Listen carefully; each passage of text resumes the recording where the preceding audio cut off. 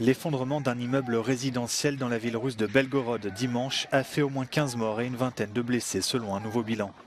Moscou affirme que les débris d'un missile ukrainien intercepté par les défenses antiaériennes se sont abattus sur l'immeuble.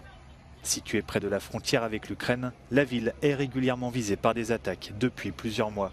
La Russie affirme par ailleurs avoir neutralisé 31 drones ukrainiens dans la nuit de dimanche à lundi, dont 12 au-dessus de la région de Belgorod.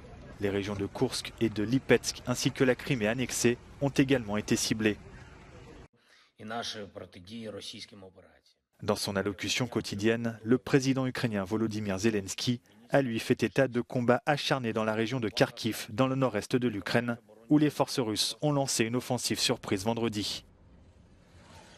L'armée ukrainienne reconnaît des succès tactiques de la Russie dans la région et précise que des combats sont en cours dans la ville frontalière de Vovtchansk, où près de 1500 personnes ont été évacuées.